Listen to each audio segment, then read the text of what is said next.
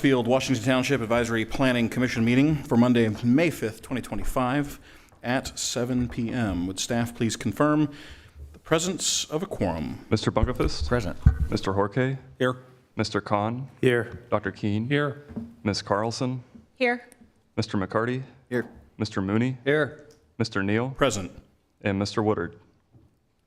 We have a quorum. Thank you. We do have a quorum. There are no changes to the agenda to announce. Moving to our next item, our first item of the evening, the approval of the minutes from the April 21, 2025 APC meeting. Pleasure of the board. Make a motion to approve the minutes from the previous meeting. Moved by Mr. Kahn. Is there a second? Second. Second by Mrs. Carlson. Any further discussion? All those in favor, please signify by saying aye. Aye. Any opposed? Motion carries. We'll move now to the review of our rules of procedure for tonight. Mr. Weston Rogers. Yep, so for public hearing items this evening, for items that require a public hearing, tonight's meeting has the following structure. The department will summarize the petition, then the petitioner will be given up to 15 minutes to present to the Planning Commission. The president will then open a public hearing. Individuals will be given 3 minutes to speak. Those representing a group will be given 5 minutes to speak. Only one member of the group will be given 5 minutes to speak. For efficiency purposes, we ask that those representing a group speak first. The public hearing will be closed when all interested members of the audience have had a chance to be heard and all emails received during the meeting have been provided to the Planning Commission members. The petitioner will then be given 10 minutes to respond to comments without interruption. The Commission will follow with any comments, questions, or concerns regarding the petition. This may include additional discussion with the petitioner. For items of business this evening, the department will summarize the petition, and the department will summarize the petition and highlight any changes or modifications since the item was last before the Planning Commission. The department will also describe what action, if any, is necessary to be taken. The petitioner will be given up to 15 minutes to present any changes to the Planning Commission. At that point, the Commission will then act upon the petition. And then we also just wanted to cover a few general rules of conduct. Please do not disrupt the proceedings in any way. If you need to have a private discussion, then we ask that you please quietly exit the room. Please silence your devices at this time. If you must answer your device, then please quietly exit the room. If you're attending in person and wish to speak in regard to a petition scheduled for a public hearing, please line up along the west wall once the public hearing is opened. Please sign the speaker sheet as you approach the podium to speak. For efficiency purposes, we ask that those representing a group speak first. During your comments, please state your name and address into the microphone. And for the record, we ask that you please do not repeat previously stated comments. Your presentation will be timed and you will be advised when there are approximately 30 seconds remaining.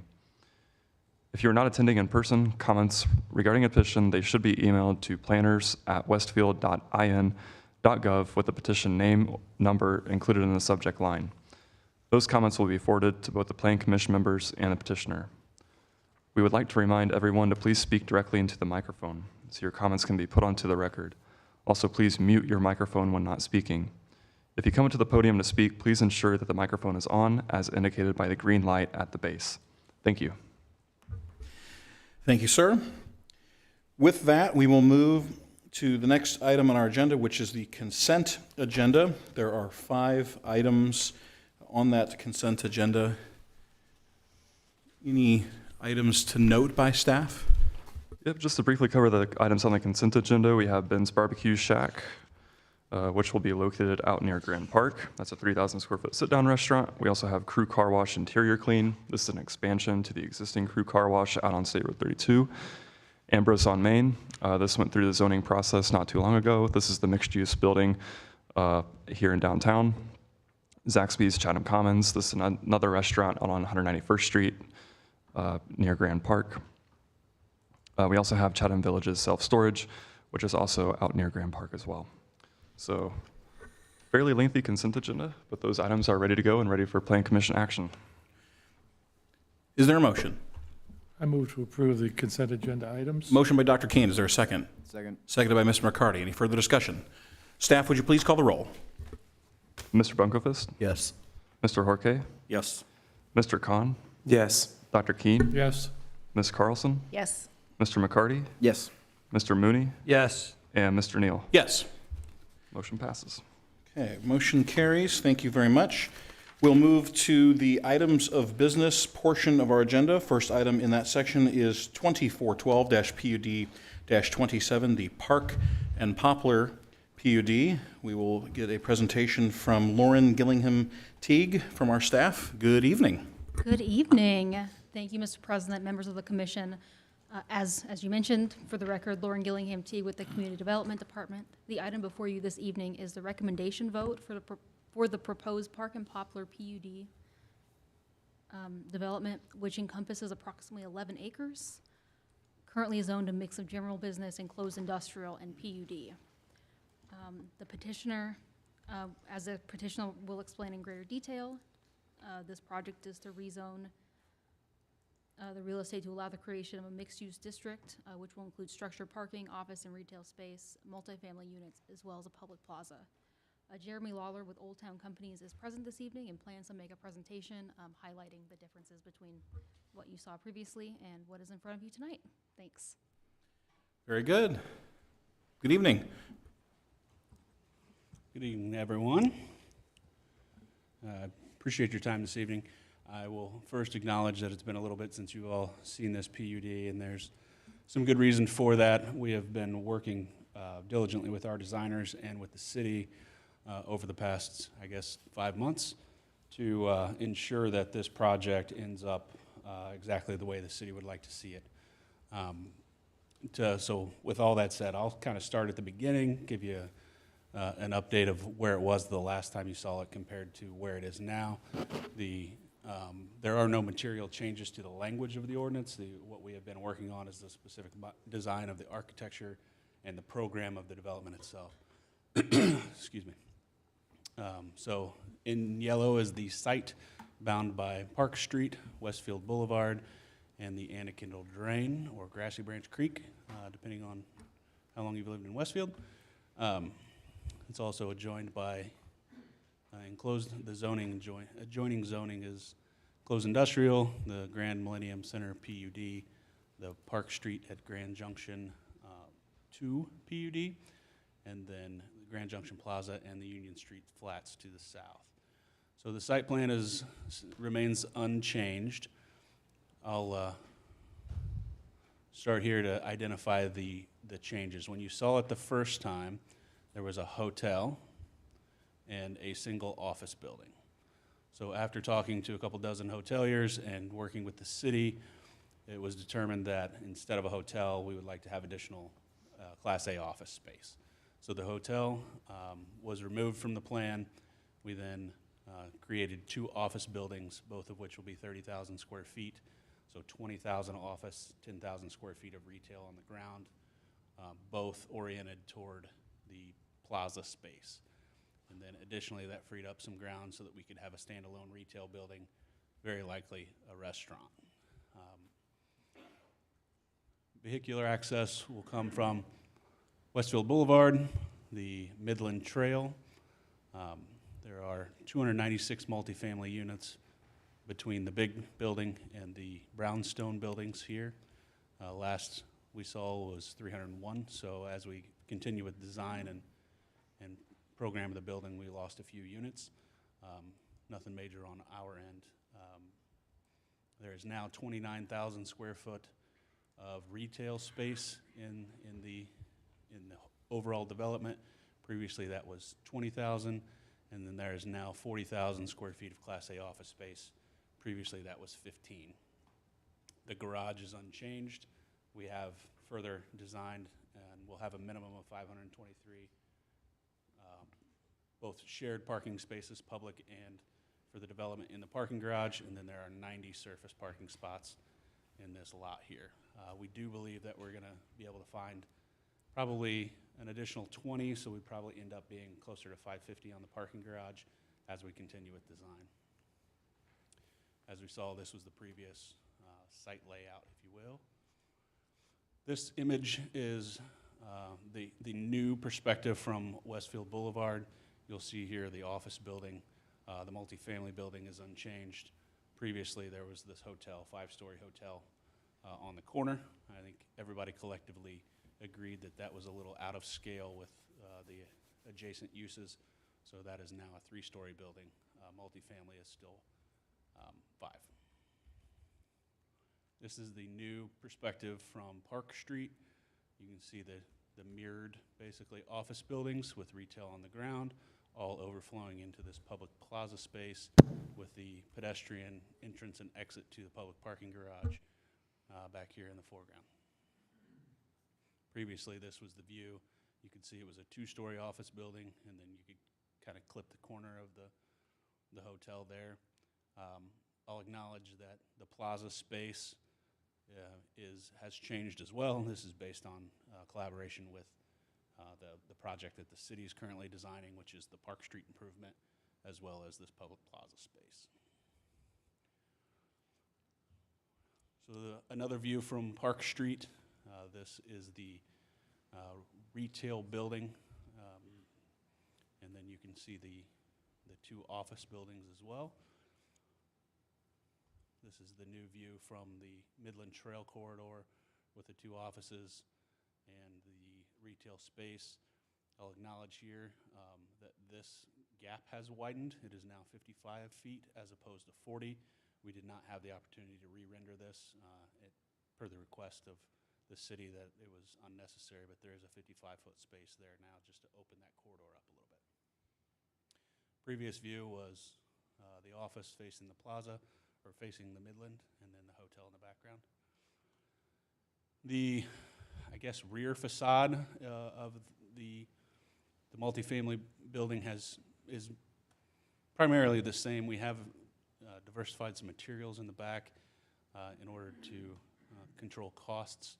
The front, every exterior that you see is full masonry except for this rear piece that will face the kind of the creek bed, which will have some additional very high quality non-masonry materials.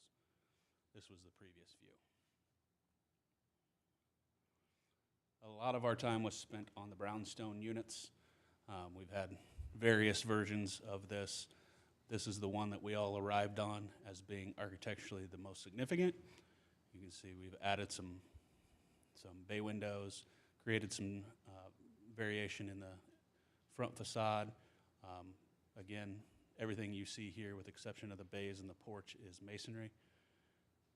In the rear, similar to the larger building, we have varied materials back here. So this is the parking, and you've got some outdoor space for both units in the rear. This was the previous view. And with that, I'm certain you'll have some questions, and I'll do my best to answer them. Thank you very much. Commissioners, what questions or comments do you have? Just to touch on the numbers to have it correct, what are the exact numbers of the multi-family of the apartments, and then how many of them are the brownstone? 56 of the 296 are the brownstone 56. units, and then 240 in the, at least for right now, 240 in the larger building. Thank you. I'm just taking my notes, so I want everything to be correct. But just overall, quick comments. I know it's been several months since you've been back before us, but through discussion and the work that has been going on since then, I mean, you can just see the compare and contrast of what was previously. And I think, yes, we did lose the hotel, but we have wonderful office space here, and quite frankly, between the brownstone and just the overall architecture of the apartments and the accents with the green and black and so forth, I just think it's a wonderful product, and just thank you for proposing this here. And I think furthermore, with the partnership between the parking garage and the plaza, extending out to Park Street with what we're going to be doing in the future, this will be a wonderful corner to complement the library across the street. So thank you. Thank you. Further comments? Dr. Keene. I'll echo what my colleague has said. I think it's worth the 5-month wait that we've had to get this product out. This is somewhat facetious, but is there any way they can build the parking garage first and then put everything in afterwards? They're in desperate need of parking downtown. Well, inherently, the way it will be constructed, that will happen. However, I don't know if we'll be able to open it. We are going to open it absolutely as soon as possible, and we have a construction plan It's easiest to see from this view. So the wrap around the garage is 5 stories. The rest of this building is 4 stories. We are going to focus on the garage and this wrap and getting it done and open. And obviously it'll all go vertical at the same time, but this garage and this portion will open probably 4 or 5 months prior to the rest of it. So that way we can get the garage open as quickly as possible and we'll focus our finishes afterward. Mr. Khan? Question on the buildings labeled BS. Those are designed for how many offices or are those residential? Those are residential. They Okay. are what we call a brownstone multi-family unit. We've built them in a couple different places. None of them that look like this, but there's a single bedroom unit on the ground floor, and then you would walk up to a 2-story, 2-bedroom unit on the top 2 floors. So there's a sleeve, if you will. So there's a door here and a door here. 1, 2, 3, 4 units in this building, if you will. Okay, so how many parking spots are per units and how many are just extra for visitors? It's parked at 1.5, and then there's, I think the demand is 70 some, and then there's about 20 extra.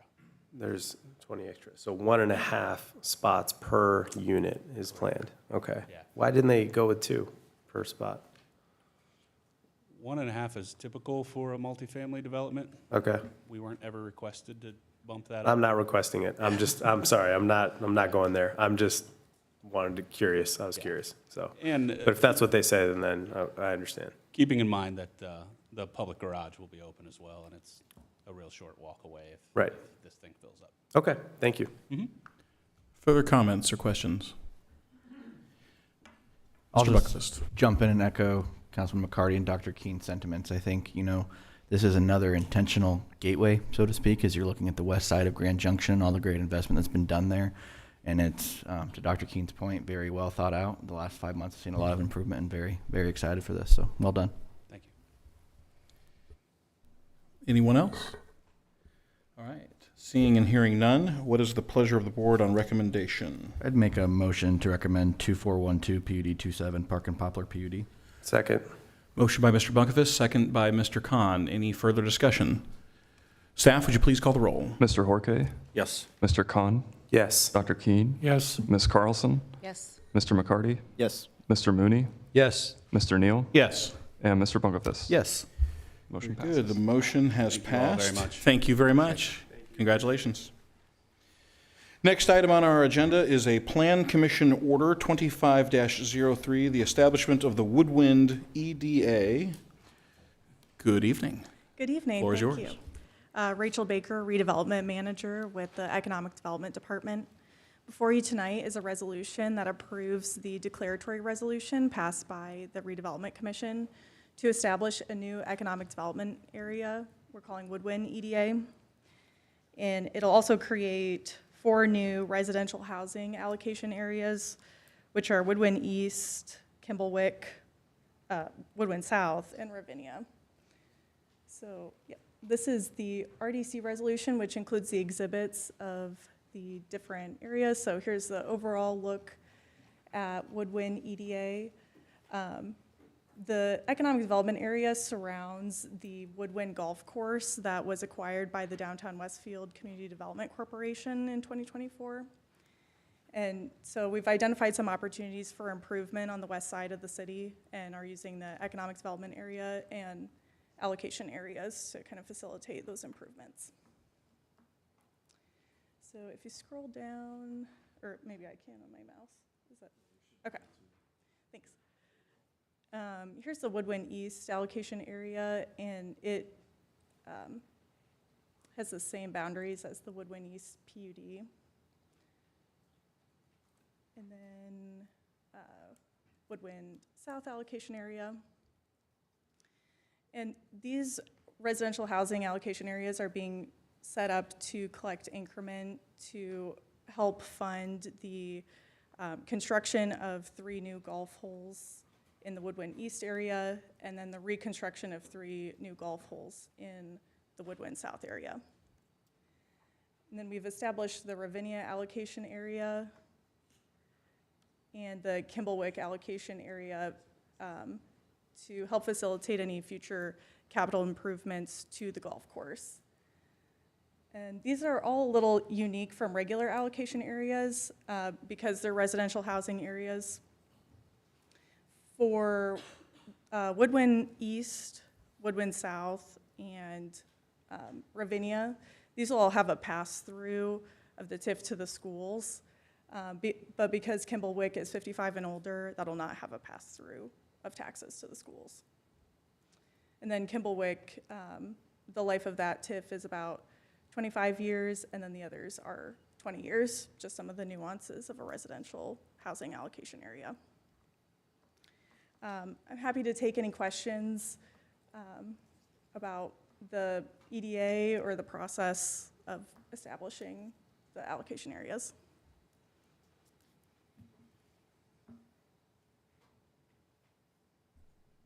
Okay. Any comments or questions from, I assume you were complete. Yes. I didn't want to cut you off. No, I'm sorry. thank you. From my fellow commissioners. Mr. Horkay. The Kimblewick highlighting, which is no longer on that screen, includes that section that goes out to Shelbourne that they're not utilizing. Should Right. that still be in there? We'll update the map to not include this area here, Okay. but because this is all one parcel, we will have to include that parcel in the list. And yeah. Sorry, for the record, Janelle Fairman, Director of Economic Development. For economic development areas, you have to include full parcels. You can't include a portion of a parcel. So despite the fact that the Kimblewick PUD does not extend across the entire parcel, we'll have to include the full parcel in the EDA. If in the future there is a rezone of that western portion of that parcel and there's a parcel split, we can pull it out of the EDA in the future. This does not mean that forever that parcel would have to be 100% 55 and older. We would just have to pull out any portion that is not 55 and older. So sorry to jump in there. I just want to make sure everyone knows we can't split 50-50 or any other distribution within parcel limits. Very good, thank you. Other comments or questions from commission? Seeing and hearing none, I believe we have a vote on this matter. What is the pleasure of the board?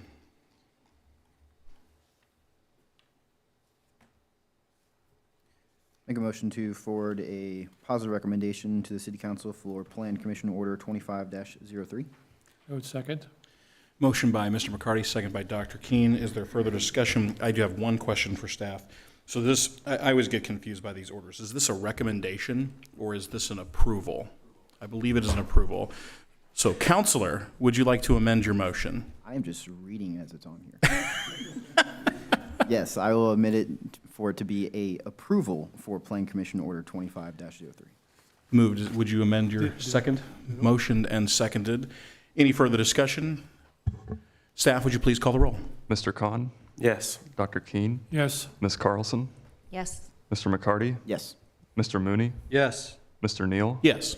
Mr. Bunkerfist, Yes. and Mr. Horkay. Yes. Motion passes. Okay, thank you very much to both of you.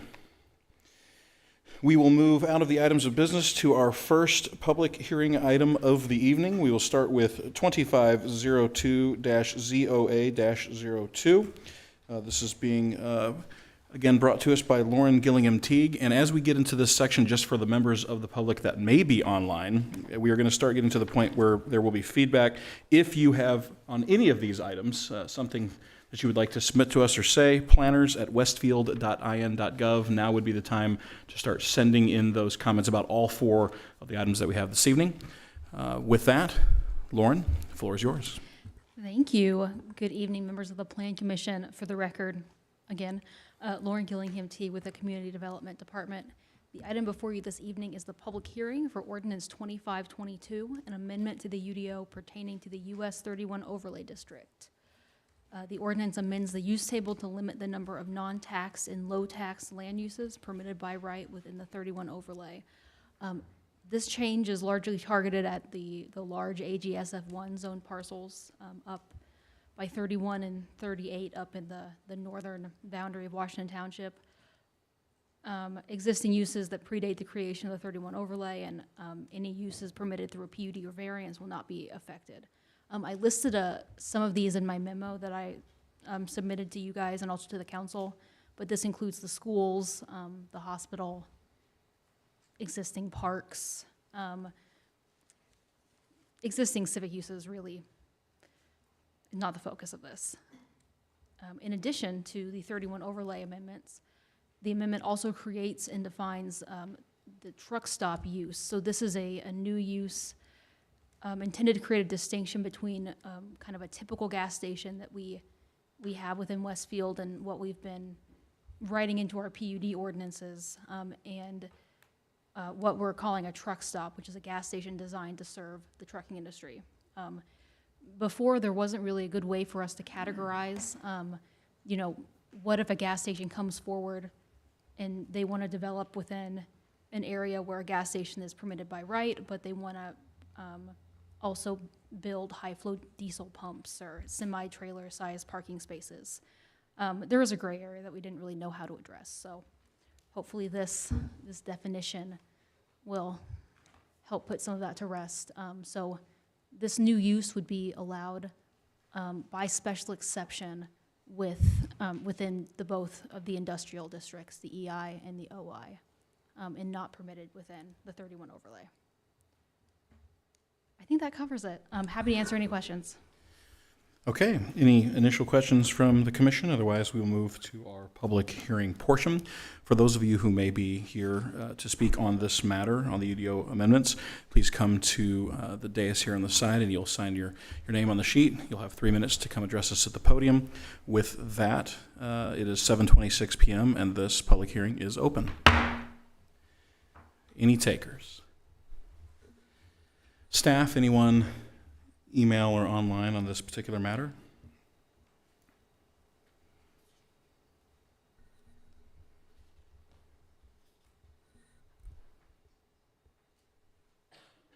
No emails. Very good. If there is no one else in the public that wishes to speak on this, we will close that public hearing at 7:27 p.m.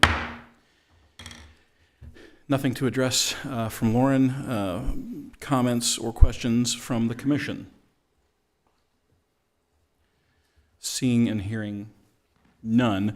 So we discussed that we don't need to move this tonight, but do we need to waive a workshop on this, or do you still want a workshop on this?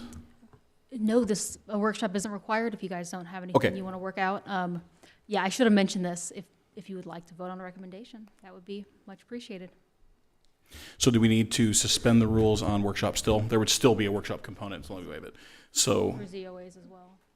that's what I wanted to verify. Yeah, that's correct. You'll still need to Okay, officially great. make a motion and waive. So with no comments or questions, what is the pleasure of the commission? Make a motion to waive the workshop for 2502-ZOA-02. Motion by Mr. McCarty, seconded by Mr. Khan, I believe. Any further discussion? Staff, would you please call the roll? Dr. Keene? Yes. Ms. Carlson? Yes. Mr. McCarty? Yes. Mr. Mooney? Yes. Mr. Neal? Yes. Mr. Bunkerfist? Yes. Mr. Horke? Yes. And Mr. Khan? Yes.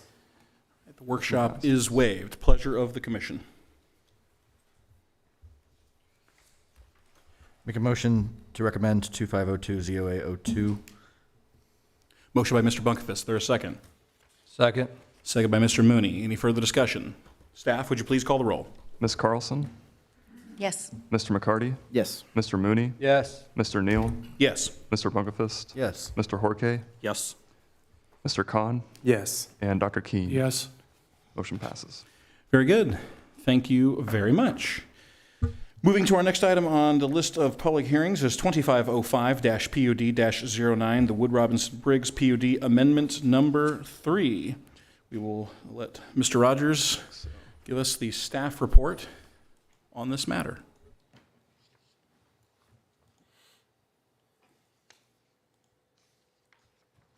Yep, thank you, President, members of the commission. For the record, Weston Rogers with the Community Development Department. The item being presented before you this evening is an amendment to the Woods Robinson Briggs Planned Unit Development District. The subject real estate is roughly 11 acres in size and is generally located northeast of the intersection at 191st Street and Winter Wheat Lane I'll pull up the staff report here and you can see that. So the subject real estate is located right here. The proposed ordinance would permit an additional, well, I should say first that the 11-acre real estate is currently located within District 4 of the existing PUD, which permits up to 235 residential lots. This proposed ordinance would permit an additional 35 single-family residential lots to be located within Residential District 4. In addition, the proposed ordinance would require the property to be developed in substantial conformance with the concept plan, along with integrating proposed on-site amenities. So this item is scheduled for a public hearing this evening. The petitioner properly noticed and advertised this item, and staff has received no public comments to date. Tonight, the petitioner plans to gather Plan Commission feedback and then revise the ordinance accordingly before returning to the Plan Commission for a recommendation. I just wanted to note if APC members are comfortable with the state of the amendment request following the public hearing and discussion, staff would concur with the APC's decision to waive the workshop requirement for this item. The petitioner is here this evening and plans to provide a brief presentation. Following the presentation, both the petitioner and staff are available to answer any questions, should there be any. Thank you. Thank you, Mr. Rogers. Good evening. There you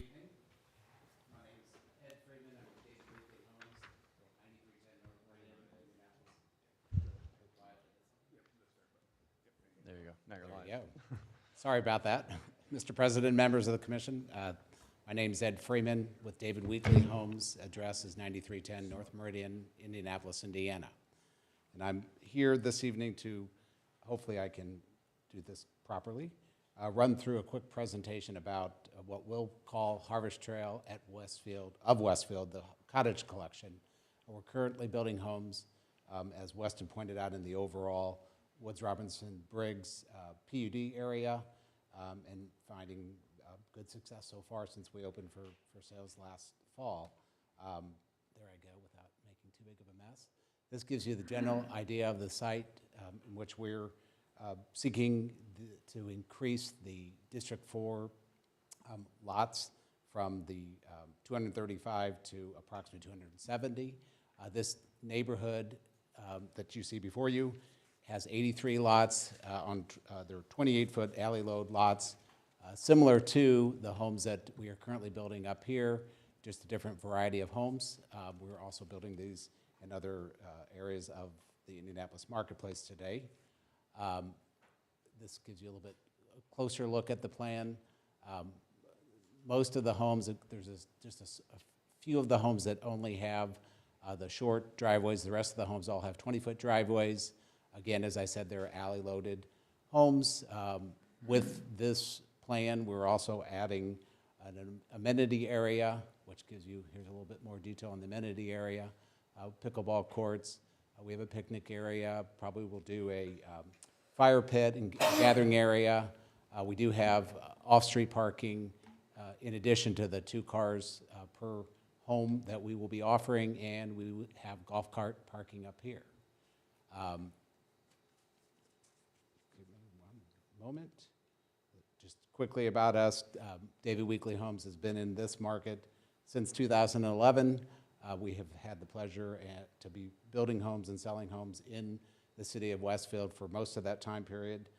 This is actually the man himself, David Weekley, who's still intimately involved in the company.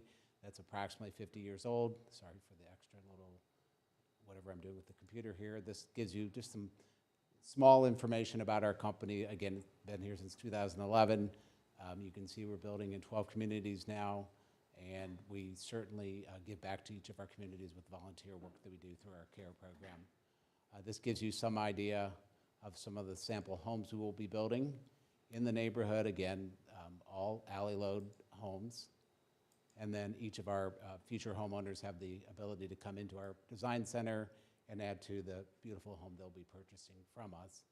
A couple of points that I just wanted to make out. Late last week, I had the opportunity to speak with both Weston and City Council member McCarty regarding our plans to, I guess, restrict or limit the rentals of these units. We certainly will restrict them from Airbnbs and Verbos and other type of the short-term, I guess, leasing. relationships, and then we would also work on some limits on the actual leasing of the units with some small amount of time, I suspect, which we'll work out with Weston on when a homeowner could actually lease their home here. And if they do, it would be a 12-month lease minimum. So with that said, the only other request is, Weston pointed out, we would request that you all consider waiving our workshop. We've had the opportunity to speak with many of the city council members and staff on this project, and I will be happy to answer any questions you have. Thank you very much. If there's no initial questions, we'll move into the public hearing for this item. Again, those that are online, planners at westfield.in.gov. We will open the public hearing at 7:36 p.m. If you are here to speak on this matter, you can sign the clipboard there by Mr. Rogers, and then you can come to the podium.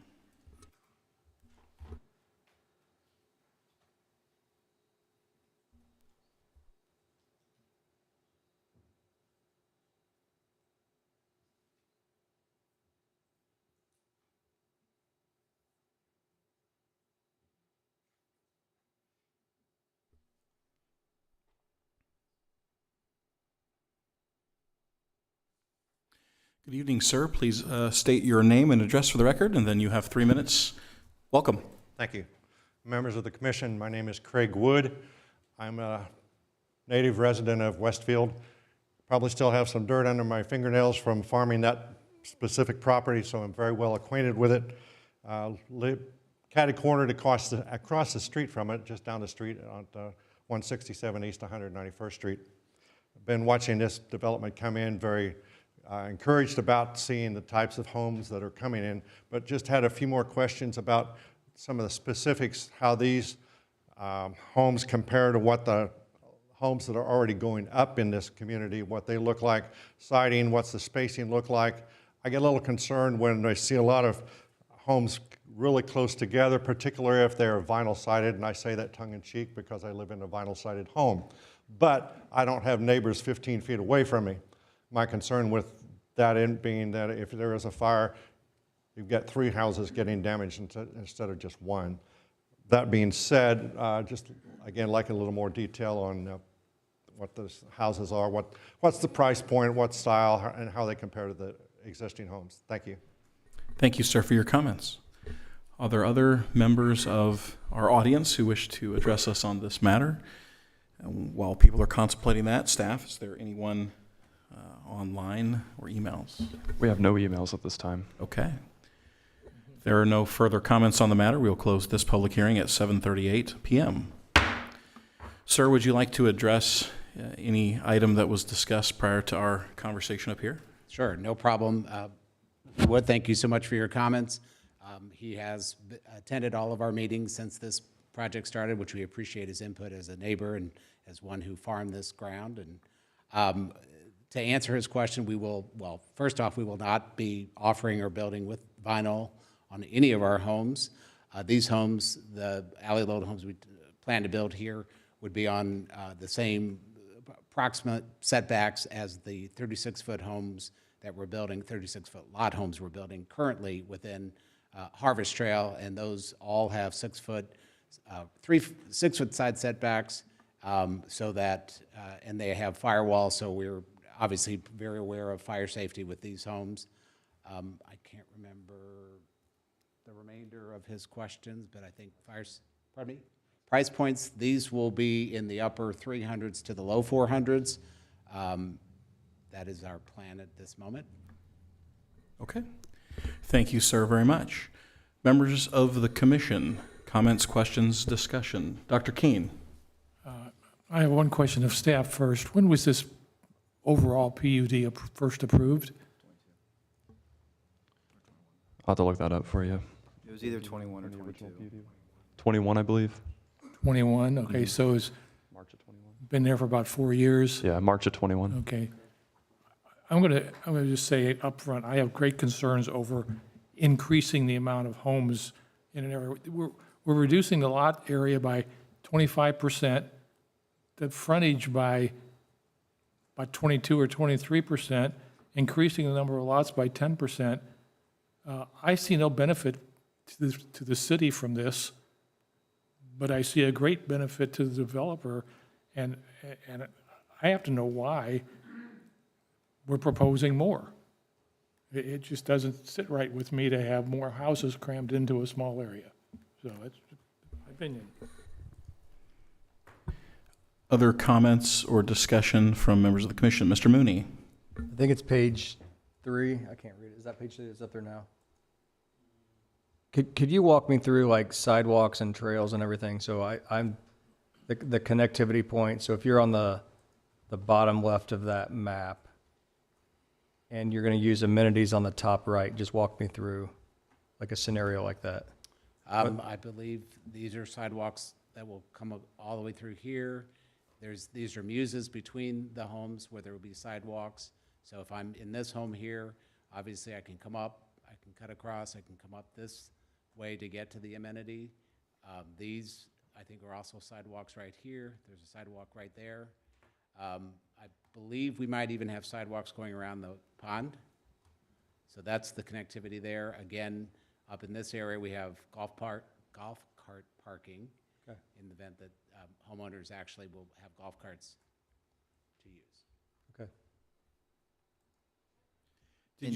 Sorry. Just real quick on the amenities, just to further emphasize the addition of the amenities, which kind of goes back to Dr. Keen's point.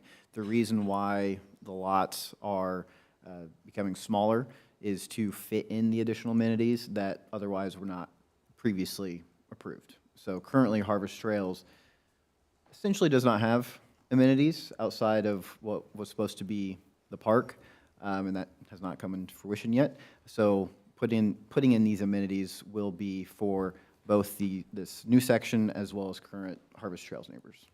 I just wanted to add to kind of building on Victor's comment there, the amenities aren't required today. This product type would increase diversification of the housing stock in this area from a housing type, if you will. And today, rear load housing is not required here either. So those 3 points are probably why this amendment is here, just to provide that diversification, a commitment to the amenities, and then just diversifying the housing stock in the area. When you say diversifying that stock, is that differentiating the size? So there are not enough smaller homes in this area? It's the diversification really begins with the north side of the PUD. So I'll go back to the location map here. So you can see the lot sizes grow as you move north. And as you step down to 191st Street, it stair steps up naturally to the corridor, if you will. So that diversification in housing stock starts from north to south in the PUD.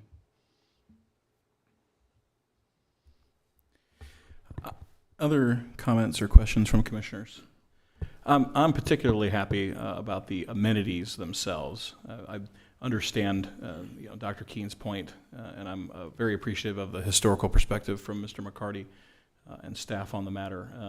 I'm always a proponent of ensuring that there's something to do in these areas, and I know that this area is up and coming. We're going to be talking about another item here in a little bit, just to the west of it, which is going to be transformative to the area.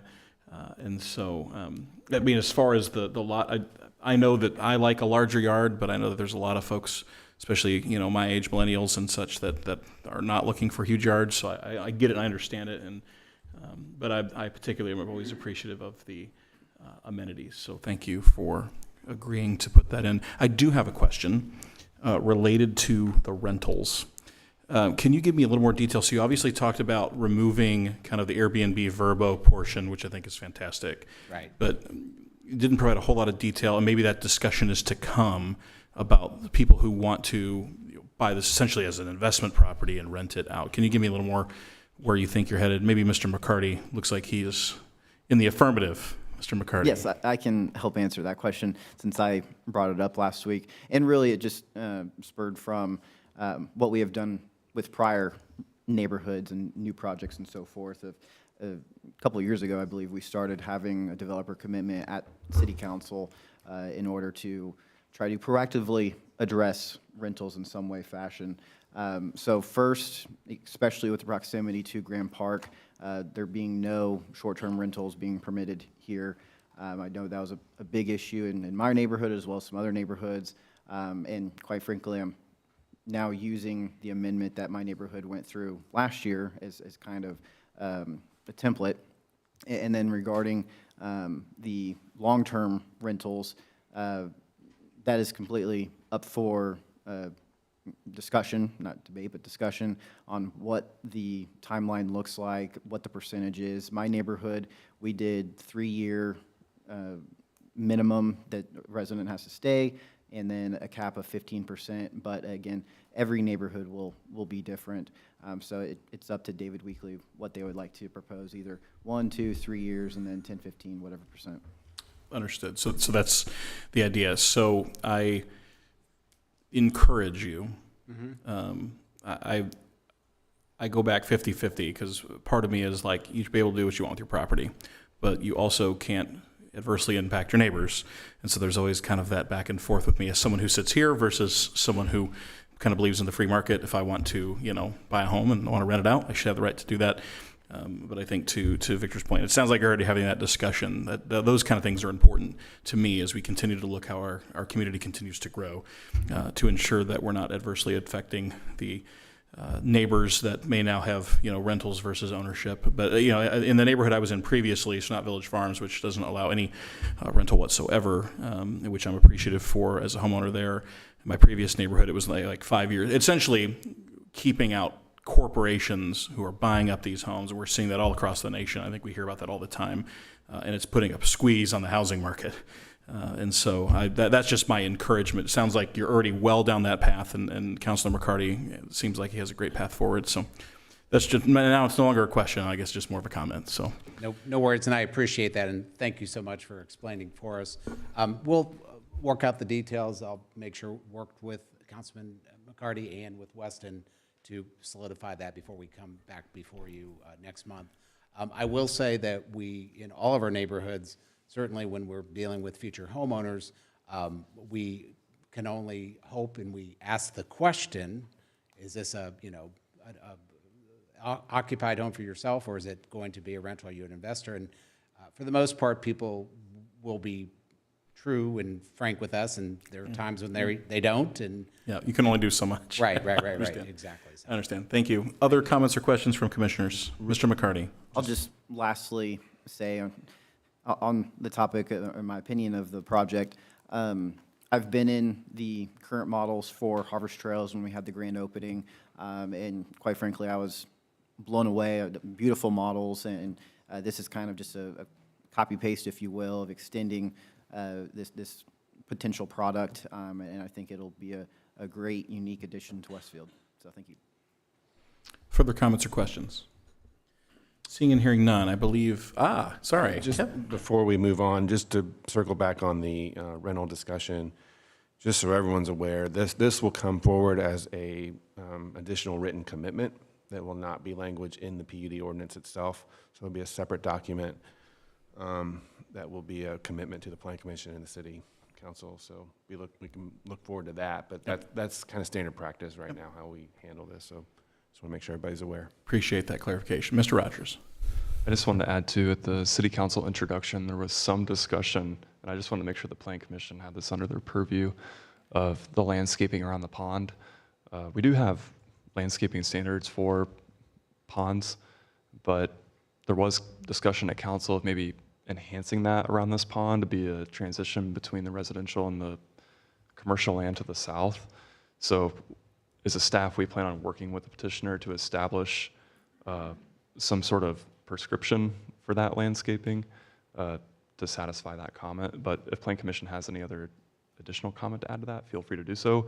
If not, we will likely work with the petitioner on that offline. Very good. My understanding is that staff is requesting that we waive workshop on this. Is that my understanding? If Plan Commission is comfortable, we would concur with that. Any other conversation from the commissioners? Otherwise, is there any sort of motion regarding this matter? And this would just be to waive the workshop. They will return for recommendation. Got it. Later. Thank you.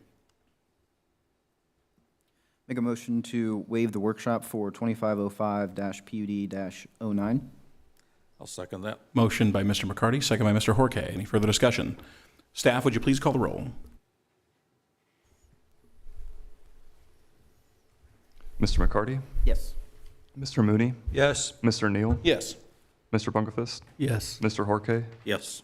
Mr. Khan? Yes. Dr. Keen? Yes.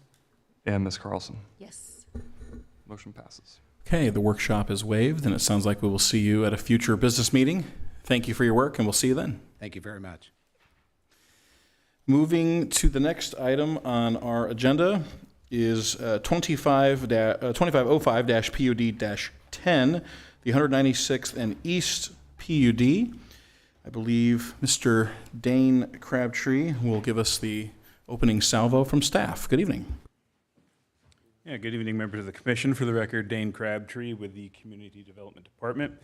The item before you this evening for a public hearing is the 196th and East PUD, which is proposed for approximately 12.5 acres at the southeast corner of 196th Street and East Streets.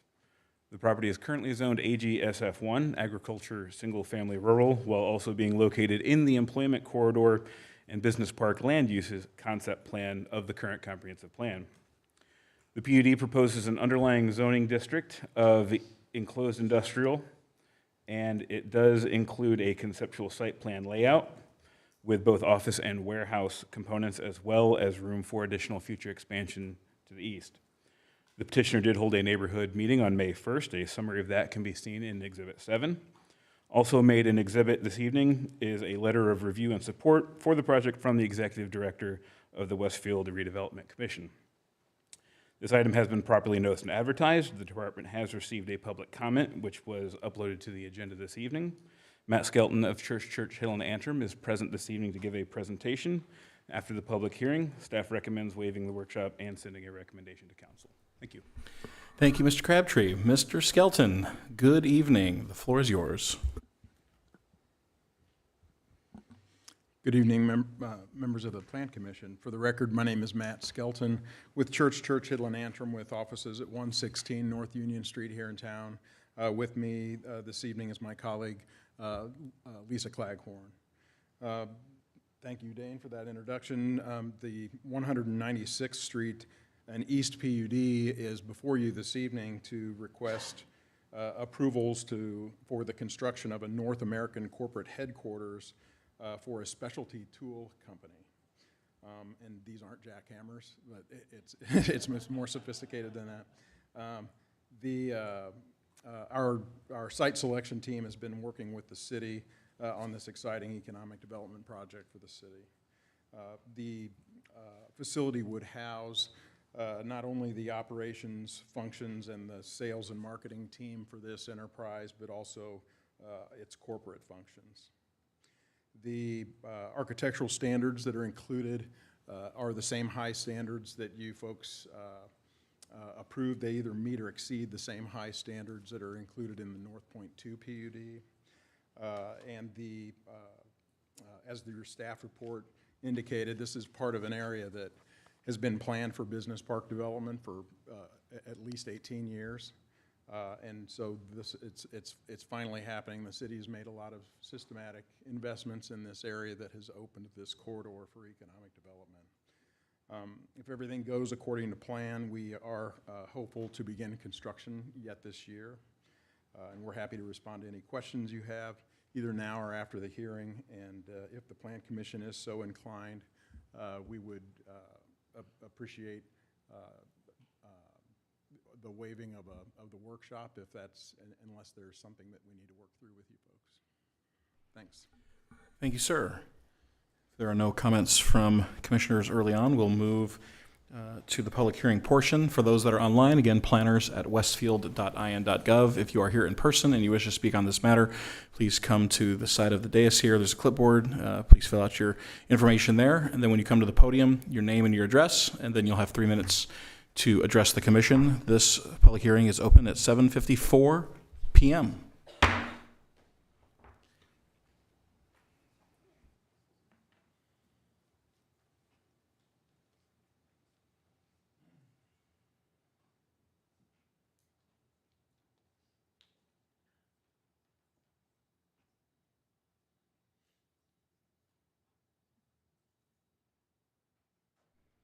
Good evening, sir. Good evening.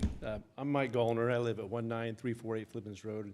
So our properties, if you look down the map there, where that tree line is, we've got 19 acres that we live right there, that whole borderline.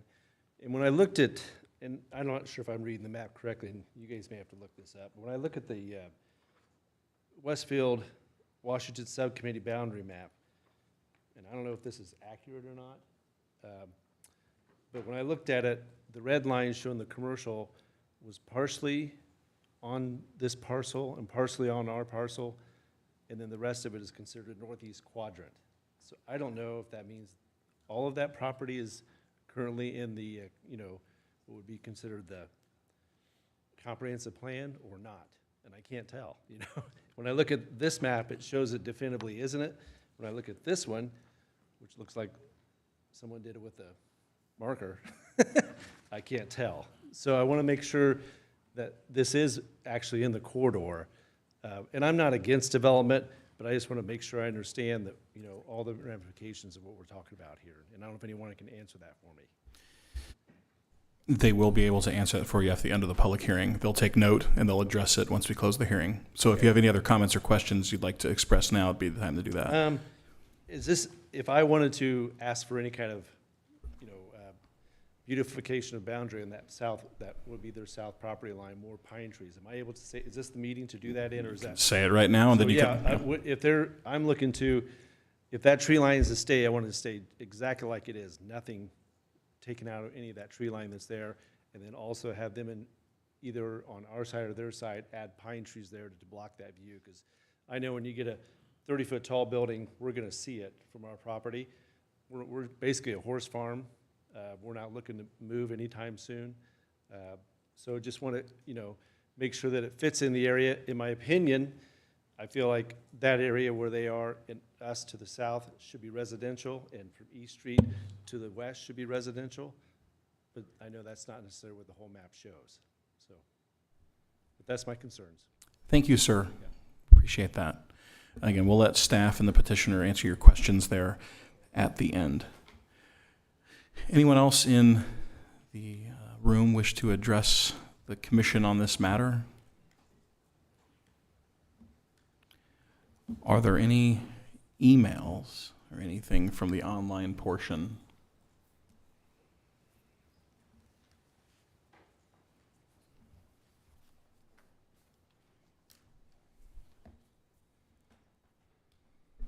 And to confirm, no one else in the public gallery that wishes to speak? Yep, we have no emails for this item. Okay. Seeing and hearing none, I will close this public hearing at 7:58 p.m. Dane, it looks like you're chomping at the bit to answer a question.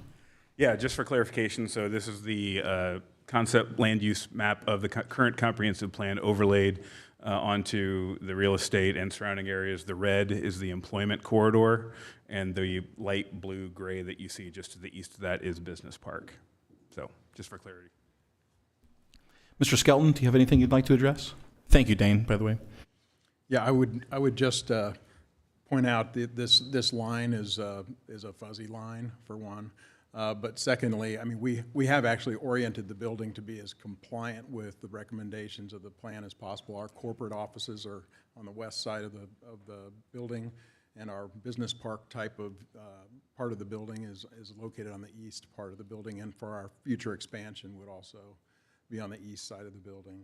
And then lastly, as far as the additional plantings go, we have established a 40-foot tree preservation area. It'll have to have an easement, but it's all along that southern boundary.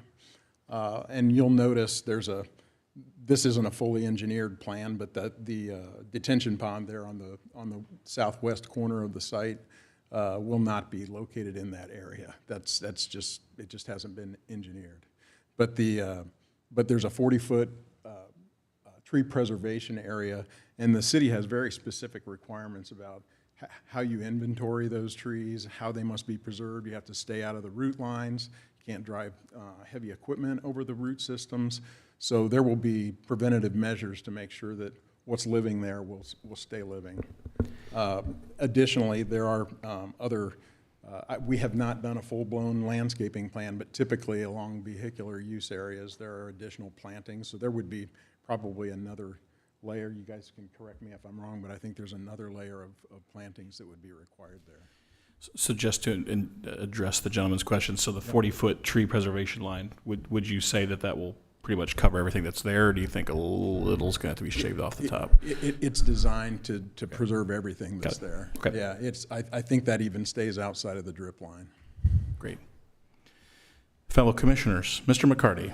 Yeah, just piggybacking off of that topic of conversation, that was, of course, the biggest concern for me, tree preservation as well as buffering to existing neighbors. So having that 40-foot preservation, of course, is awesome.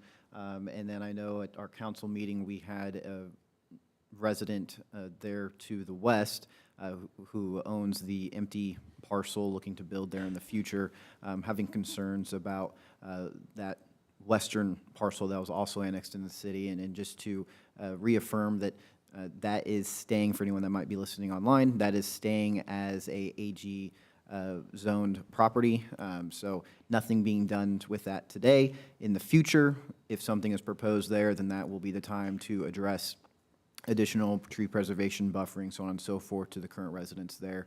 But I'll just end by saying, yes, there, as Mr. Skelton alluded to, there will be additional, I won't necessarily say buffering, but tree planting requirements that'll just come later down the road, say when this comes back for plating or whatever it may be. So otherwise, though, this is a great use. It fits the comp plan from 2008 being an employment corridor. And then just for those that might be curious, because it is marked on GIS, Community Health did purchase the couple of lots that are directly east of them. And I was at their ribbon cutting, and if I remember correctly, they'll be wanting to turn that into a developmental disability campus. So that's what might happen with those parcels there. But otherwise, this is just a extension continuation of the North Point Commercial District. So, thank you. Thank you. Other members of the commission? Okay. Mr. Mooney.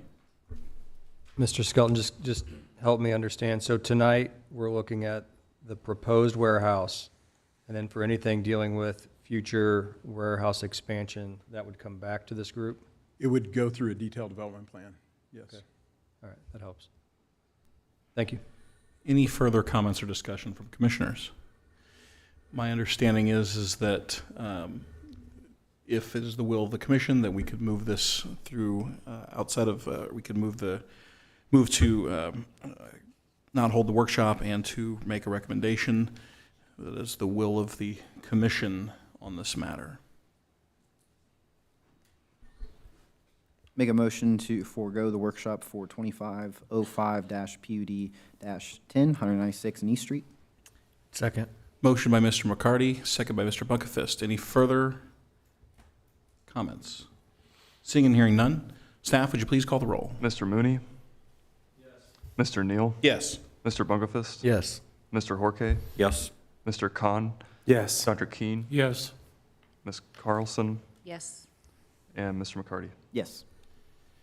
Suspension passes. The workshop is waived. Is there a motion on recommendation? Make a motion to recommend 2505 PUD 10, 196 and East PUD. Second. Motion by Mr. Bunkevist, second by Mr. Khan. Any further discussion? Staff, would you please call the roll? Mr. Neal? Yes. Mr. Bunkefist? Yes. Mr. Horke? Yes. Mr. Khan? Yes. Dr. Keen? Yes. Ms. Carlson? Yes. Mr. McCarty? Yes. And Mr. Mooney? Yes. Motion passes. Thank you very much. Last item on our public hearing portion of the agenda is 2505-PUD-11, the Osborne Trails Amendment 6. Looks like Weston Rogers is the noted staff. We will give the floor to you, sir. Yep, thank you, President, members of the commission. For the record, Weston Rogers with the Community Development Department. The item presented before you this evening is an amendment to the Osborne Trails Planned Unit Development District. The subject real estate is roughly 25 acres in size and is generally located northeast of the intersection at 191st Street and Horton Road. This is the property that is adjacent to West Fork Whiskey. This proposed ordinance would permit up to 104 townhome dwellings on the property. It would also require the property to be developed in substantial conformance with the concept plan, which I will pull up here for reference. So here's the concept plan for the property. So like I mentioned, the proposed PUD amendment would require the property to be developed in substantial conformance with this concept plan, require specific architectural, landscape, open space, and amenity standards for the development of the property, which also includes a commercial recreational facility along 191st Street, which is located right here. So this item is scheduled for a public hearing this evening. The petition was properly noticed and advertised, and staff has received one public comment, which was attached to the agenda. We also just received an email comment that went to the APC email, so you should all have that in your inbox. Staff has completed a red line of the ordinance, and we've shared those comments with the petitioner. Tonight, the petitioner plans to gather Plan Commission feedback and then revise the ordinance accordingly before returning to the Plan Commission for a recommendation vote. Similar to previous petitions, if APC members are comfortable with the state of the amendment request this evening, following the public hearing, staff would concur with APC's decision to waive the workshop requirement for this item. The petitioner is here this evening, and they plan to make a brief presentation on the item. Both the petitioner and staff are available to answer any questions, should the commission have any. Thank you. Thank you very much. Did everyone get, just to verify, did everyone get that email before? Okay, everyone's got it. Yeah, did you all get that email? Okay. Okay. Good evening, the floor is yours. Good evening. For the record, Russell Brown, an attorney with Clark Quinn Law Firm, business address 320 North Meridian Street, Suite 1100 in Indianapolis. With me tonight are also Peter Murphy, the proposed proprietor of the new commercial recreational facility I'll speak about in just a moment, and then the David Weekly team is here with me as well. This ordinance, as introduced, is a reimagining of a project considered by the Plan Commission and the Council last spring and summer. My intention tonight is to give an abbreviated presentation of the petition, given that most of you spent a lot of time with this project last year, and so I'll try to be brief. And that I'm last on the agenda, so for that reason I'll be brief as well. The proposal adds one use, and that being the use of townhomes to the Osborne Trails Amendment, and also clarifies the use, the commercial recreational facility, providing for both indoor and outdoor opportunities at this location. This property, as Weston mentioned, is adjacent to the West Fork Distillery and paves the way for development for their rack house and stage, which have always been planned part of their distillery development. This proposal seeks to strike a balance, establishing that new residential townhome community to serve as a buffer between the more intense uses located on 191st Street and those residential neighborhoods to the north, while adding a second destination or regional attraction near the corner of 191st and Horton. Petitioners believe that the proposed use fits the long-term vision of the Grand Park area and will support both existing and future businesses along this corridor. David Weekly plans to build 2-story alley-fed townhomes on the subject property. The elevations proposed to be constructed here have not been previously constructed within the Indianapolis market. They will range between 1,700 and 1,900 square feet with 2-car attached garages. Again, they're intended to be alley-fed. Following the council meeting, we did submit these elevations. Last week, we did submit these elevations to staff, which have been incorporated into the reference and shown here. The goal of these elevations was a couple things. One is to provide homage to the existing West Fork distillery on the site, as well as to provide an attractive and unique offering to the market. So you will notice that we have built-in wood elements, the color palette, the roof line, try to pay homage to West Fork next door. David Weekly anticipates the purchase price for these homes to be from the mid-300s to about $400,000. The concept plan shows path connectivity throughout this entire subject property. The goal is to provide connectivity between the existing uses and the uses proposed under the PUD development. The ordinance contemplates community usable amenities representing that cohesive development strategy, combining these two new uses with West Fork. The Additional proposed use of the southern portion of the property is an indoor-outdoor commercial recreational facility, which will be operated by Mr. Murphy's company. The working name is GPS.fun. The facility would have a variety of indoor and outdoor activities, including laser tag, axe throwing, escape rooms, electronic darts and arcade offerings, plus a full kitchen and bar, as well as outdoor miniature golf, which is anticipated to be 36 holes when completed, and the Sky Trail, which is shown on the conceptual elevations for the amenities, which is described by the manufacturer as being an aerial adventure course. Upon completion, the use would have about 70,000 square feet of activity space for Westfield residents, visitors, and guests. The development team believes that this proposed use will provide another unique attraction in Westfield to give visitors and guests a reason to stay longer on their initial visit or to return on a subsequent visit. One point I will make in the staff report: for the commercial recreational facility, the revised ordinance will provide that the square footage maximum for a building will be 35,000 square feet. It currently says 30,000 feet, so that will need to be modified because this building here shows about 33,000 as the proposed under roof location. In staff's initial comments and comments from the council, that we were asked to provide some additional honing of the inspirational or conceptual images of the commercial recreational facility. And that will be our task following any additional comments from tonight's meeting. However, at a high level, our goal with the commercial recreational facility is to provide a similar and cohesive look and feel with the existing West Fork facility. We started that process in this ordinance by extending the architectural standards that were used and adopted for the West Fork building into this ordinance, in providing inspiration images that have been shown here on the screen. But we will honor the request to continue honing and provide some improvements as we move through this process. And we'll do that through language and through some additional inspirational images. So our expectation is that the next iteration will address those concerns.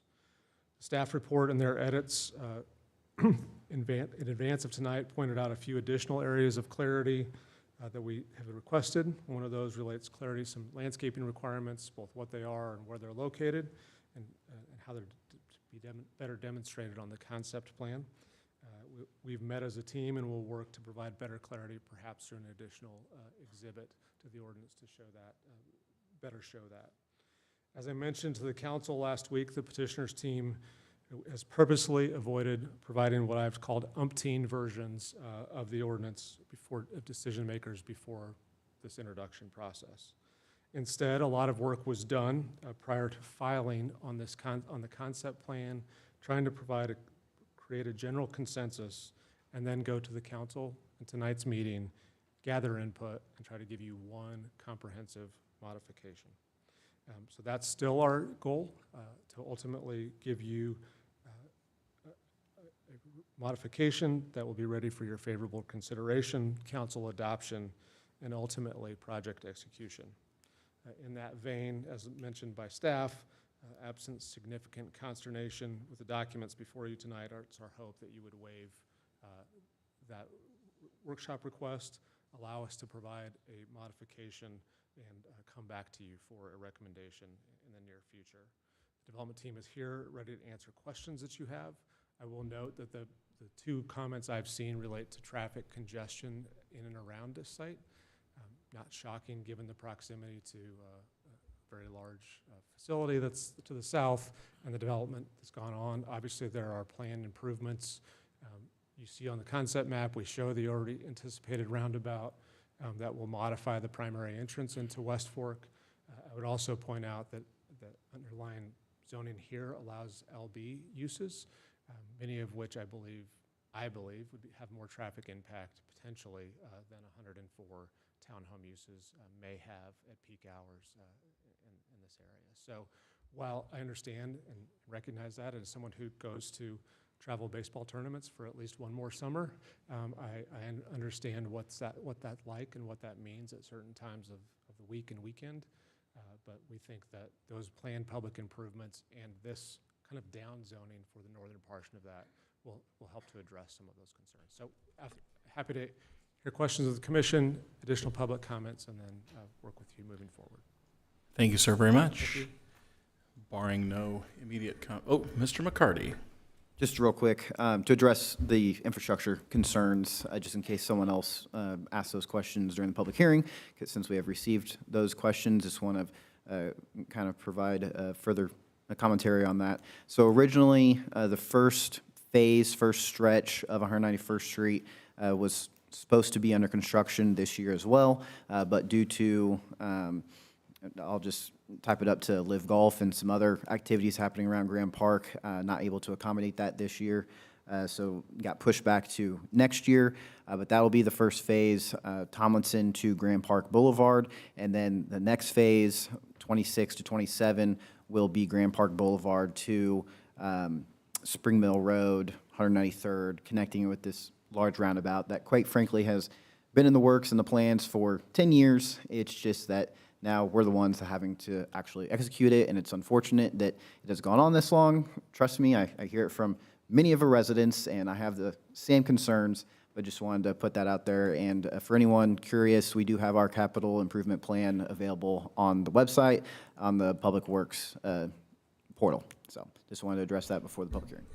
Thank you. Any further comments before moving to a public hearing? Seeing and hearing none, we will move to the public hearing portion. If you are online, again, planners@westfield.in.gov. I know we already received one from that. If you are in the room, again, right here at the side dais, sign your name and your information, and then name and address, and then you can address us for up to 3 minutes. With that, I will open the public hearing now at 8:16 p.m. Welcome back, sir. Thank you, sir. Craig Wood, 167 East 191st Street. This project is both directly and diagonally across from my home, so I'm very, very concerned about what's going to go in. I'm encouraged about the townhomes because of the possible types of housing, a variety. I appreciate that. I'd like to know kind of how many people they can put in those townhomes, and then also a lot of questions about the entertainment facility. How many people can you put in there? What's the parking going to be like? How are you going to deal with pedestrians? They're going to just want to walk across. And that's particularly in the scope of the traffic, particularly like this past weekend, we were challenged to get in and out of our own driveway because of the volume of traffic. And I realize that that's not an every weekend experience, but it does happen. And certainly with the additional homeowners, that exacerbates that situation. So those are my primary questions, and you know what's going to be the hours of operation for the entertainment, just general operating questions. Thank you. Thank you, sir, very much. Are there additional members of our audience that wish to address the commission on this matter? Staff, are there any further communications online? Bless you, whoever that was. I don't know where that came from. We have no emails. Okay. Seeing and hearing no further folks to address us, we will now close that public hearing at 8:18 p.m. Would you like to address what you may have heard? I can. So these will be three-bedroom floor plans. So I live in a David Weekley home, one of which you saw the elevation of similar tonight. But 3 bedrooms, so you could have the typical size 3-bedroom homes. I will address it because I anticipate it will come along. I think we would talk about rental, similar rental kind of restrictions in the same vein and same kind of path that you talked about for the previous petition. So that would be part of, we would anticipate that to be part of this discussion going forward as well. We have shown on the site plan, conceptual site plan shows 213 parking spaces for this commercial recreational facility, which we think is sufficient for the size. Obviously, will provide opportunities for spillover parking, and you have a connection drive between both West Fork and this proposed facility, as well as this does show some additional parking working through that's already approved for West Fork kind of north. So trying to create a cohesive design for these destination locations, which both West Fork and the proposed new facility would be. As far as hours of operation, we'd anticipate, you would have some late weeknight hours, but probably 11 to 11 as a maximum. Obviously, you have noise ordinances that are required to be complied with during certain hours of the day.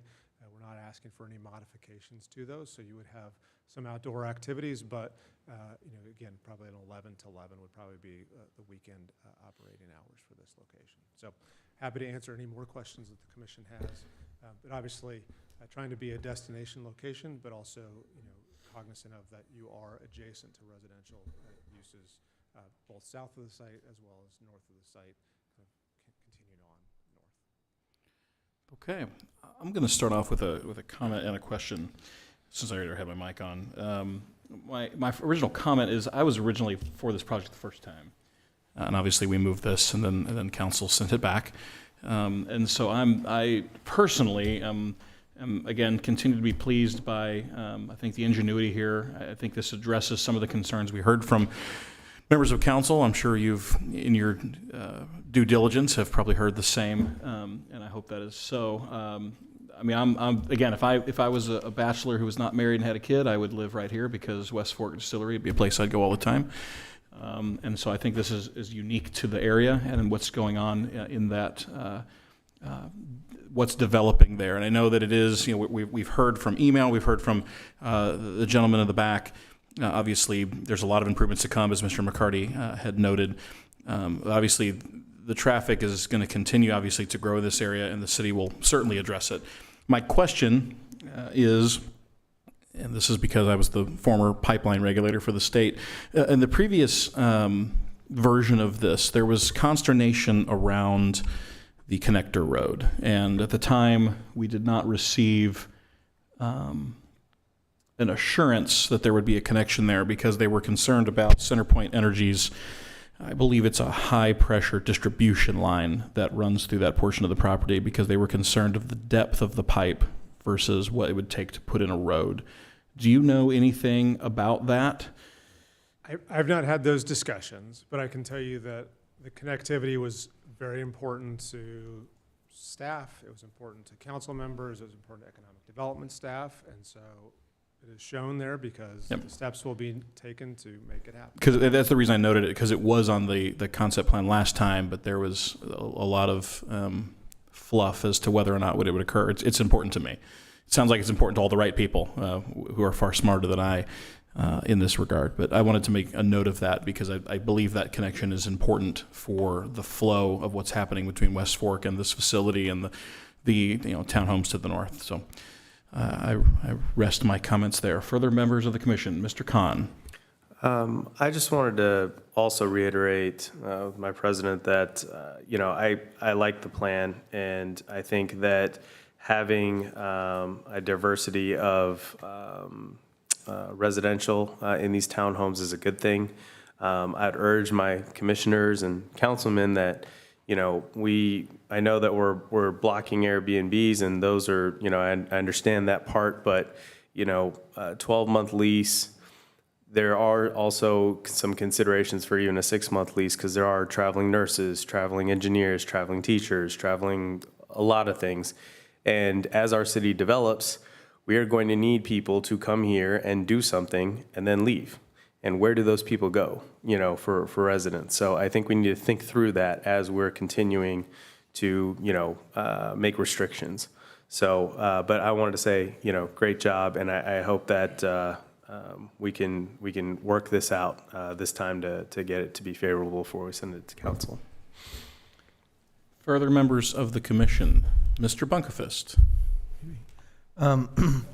So I see the northbound trail system. There is a trail connector at the Aberdeen property line.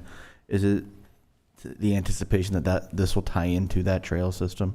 Yeah, I thought of that actually as I was looking at the aerial, that this concept map does not show connectivity on the trail. So we'll talk about that. I think the intention is to provide connectivity, but I don't want to swear that under oath. But I think the intention is to do that. that. So assuming that I'm correct on that, we'll show that in the revised concept. In that same vein, on the western boundary of Aberdeen, and you saw the same thing on the eastern boundary of Osborne Trails, it was the onus of the developer to install right-of-way trail systems. And so with the forthcoming Horton work, whenever that may be, and of course there's a homeowner between there and then, is that onus of expansion of trail and walkability on the property owner and developer, or on the city as part of the public improvements? More of an open question, I suppose. But For new developments, it is a requirement to put in a trail system, but as you mentioned, the caveat with this, there is current parcel there that kind of splits the two trails, what would be. So that would be a TBD in the future. how is a TBD documented? Yeah, the underlying UDO standards require connectivity whenever possible, or stubs and that sort of thing. So we would likely be covered there just by our standard connectivity standards. Understood. With that one puzzle piece missing, I would foresee the trail connection happening, say, when we do the improvements for Horton Road. So. Understood. That makes sense. That is all for now. Thank you.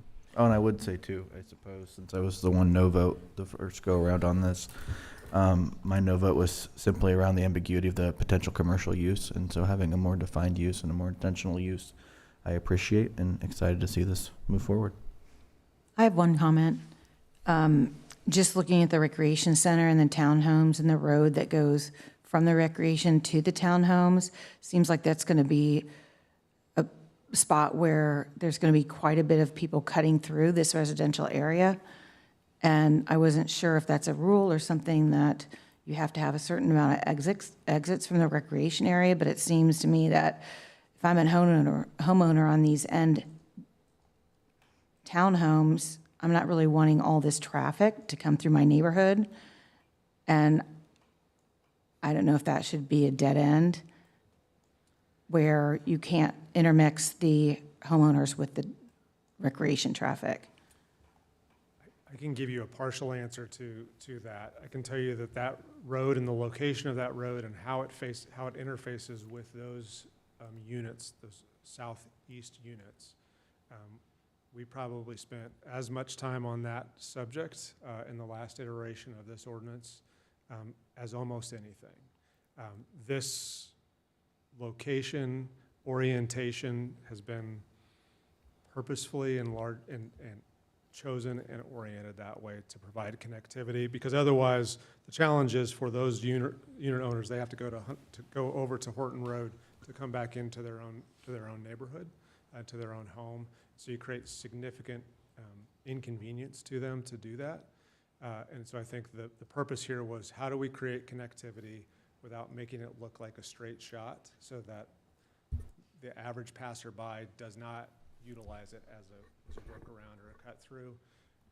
I would say my anticipation is once there's a roundabout there, it would be, unless there's an accident in the roundabout or some other obstruction in the roundabout, it would be wholly inconvenient to have to go through this neighborhood, make a left-hand turn and another left-hand turn to get out to Horton Road. So I think we have that.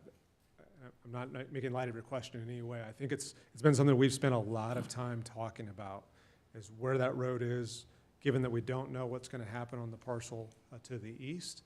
There was a lot of discussion about how do you make it connectable without putting all the burden on this developer. How do you make it something that's convenient for that use? So that location is very purposeful and has been the source of much debate over the last year. That's okay, it was intentional, and I think that's a good sign. Mr. Horkay. Curious about something. Almost hesitated to ask, but I'm sure you went through a lot of iterations to come up with what we're now seeing. 200 plus parking spaces along 191st Street. There's a lot of distance there. It sure seems like a mini golf and a sky trail would be a great visual to have closer to the road. Was that ever worked in, discussed, Does it just not work? I mean, it seems like we're missing an opportunity. Yeah, here. we talked about that at length during the initial process, and the idea here was to really activate the trail corridor the most. The parking has to go somewhere. It does. On this site, and you have to sacrifice one or the other, and concentrating the amenities along the trail and the pond was really the idea here. Disappointed, but understanding. And I'll jump in on that conversation, just take the time to say, and kind of echo what I mentioned at council last week, that the week that this was denied last time at council, the West Fork team reached out to me, and ever since then, I have been having ongoing discussions with them to try to make this palatable to as many people as we could, council, staff, planning commission, so on and so forth, taking all the prior concerns to apply to this current iteration and to reemphasize just all the different variations that have gone on since then.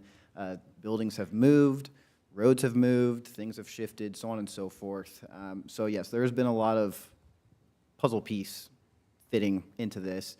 And yes, Commissioner Jorge, you are correct that I would agree that traditionally proper planning, you would be wanting to put whatever the attraction is closest to the road as sort of a magnet, if you will, and be more appealing.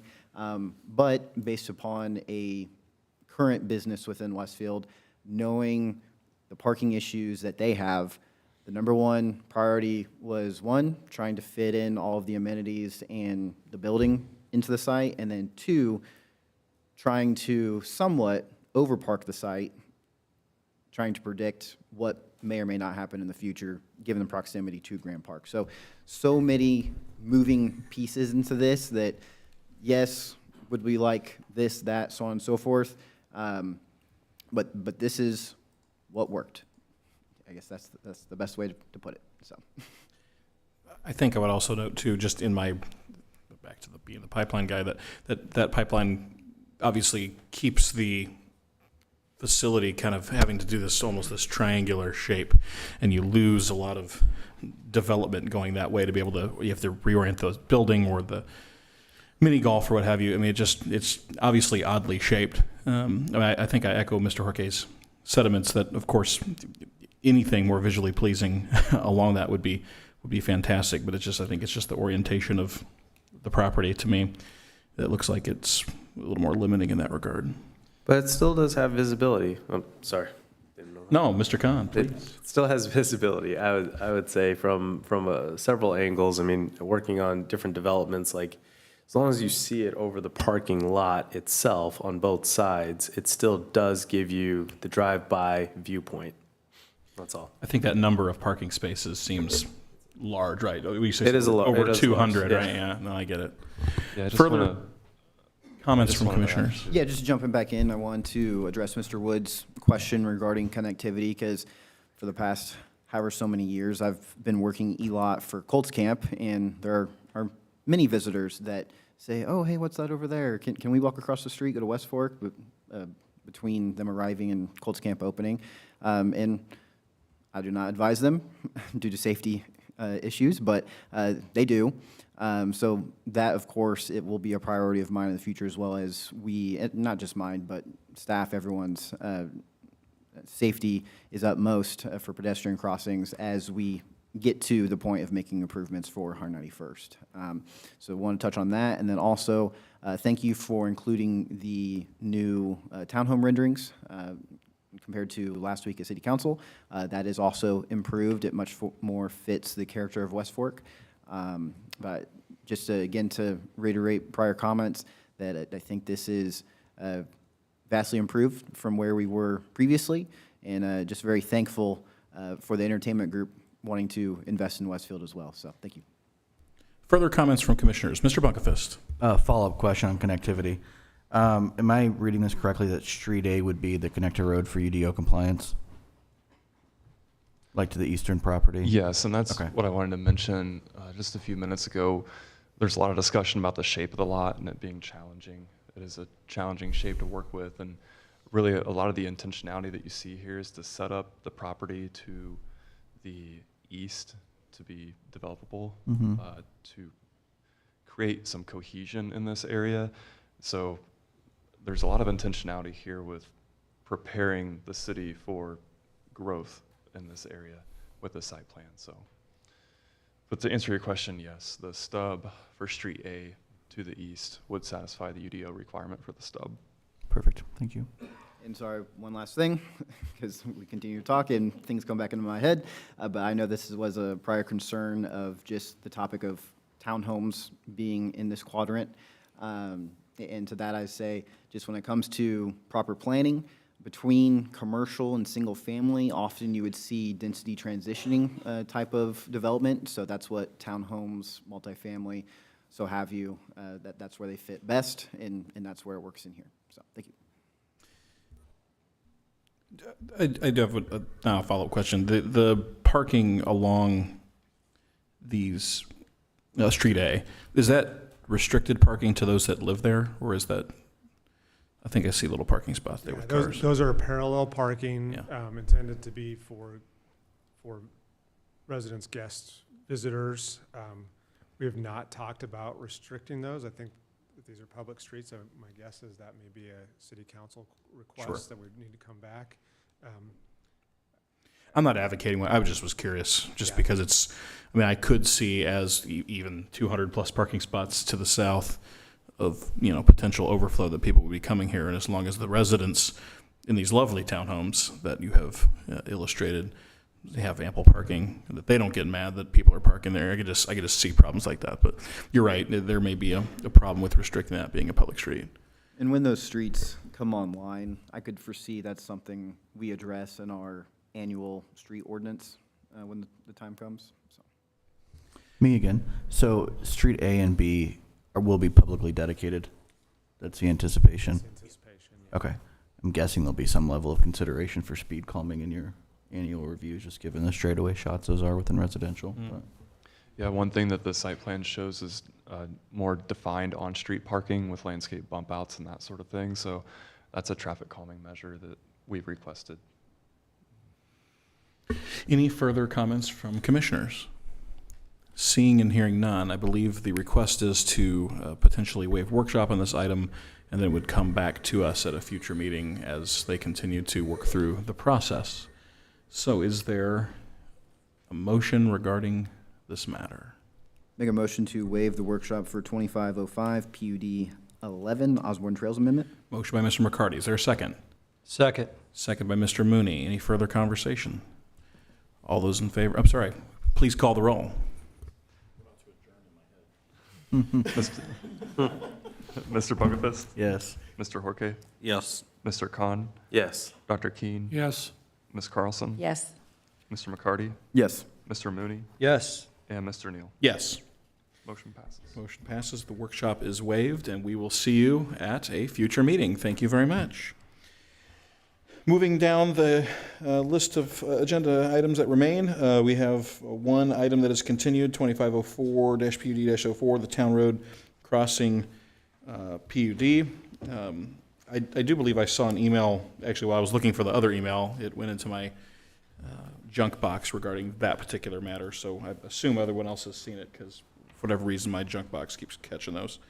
But that's the only item that's continued there. We'll move to our reports and comments portion of the meeting. Plan commission members, any comments to each other or to staff?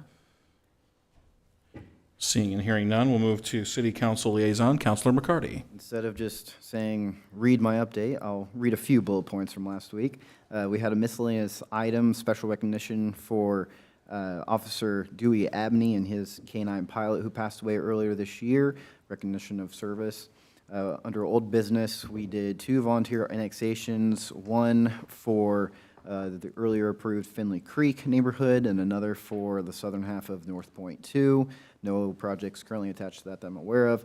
We also approved the establishment of the Westfield Mayor's Youth Council, and we also approved, in addition to the Dora District downtown, which is Rivet, and then the other 3 items were on our agenda tonight. Thank you. Thank you very much. Any questions for Mr. McCarty? Seeing and hearing none. Board of Zoning Appeals Liaison, Dr. Keene. You'll have to wait till the workshop to get the reports, because we don't meet till next week, so. Okay, I will wait with bated breath on that report. Plat Committee, I believe it met. Yeah? No? I'm making that up? Are you making it up? I may be, I don't know. You tell me. Plat Committee. We did meet. Okay, I thought so. But we're, but we're not meeting next week. That's already been canceled. And I, drawing a blank here at this moment on what we dispensed with. It was easily approved. I'm trying to remember what we did at Platt. You weren't there. Sorry. Kimblewick. Yeah, I was going to say that at first, but I thought, no, that one's already done. But we've seen that so many times. But yeah, Kimblewick has its final, everything Platt-wise. They're good to go. There isn't anything else that's coming up on our agenda for at least a couple of more meeting cycles. So we're quiet for a little while. Understood. Thank you, sir. See, I didn't make that up. I thought you had met. Yeah. Community Development Department, staff to the commission. I got nothing. Okay, fantastic update. Before we finish, because we passed the EDA, don't we have a document that the entirety of the commission needs to sign? Okay, so does that need to be? Yes, at a future meeting. Does that need to be done tonight? I don't.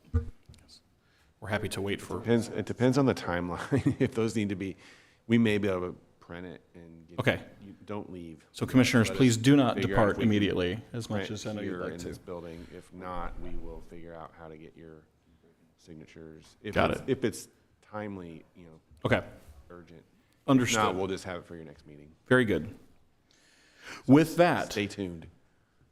is there a motion to adjourn? So moved. There's a motion and a second. Third. Mr. McCarty is the motion. Mr. Bunkefist is the second. All those in favor signify by saying aye. Aye. Any opposed? Motion carries. We are adjourned at 8:42 p.m.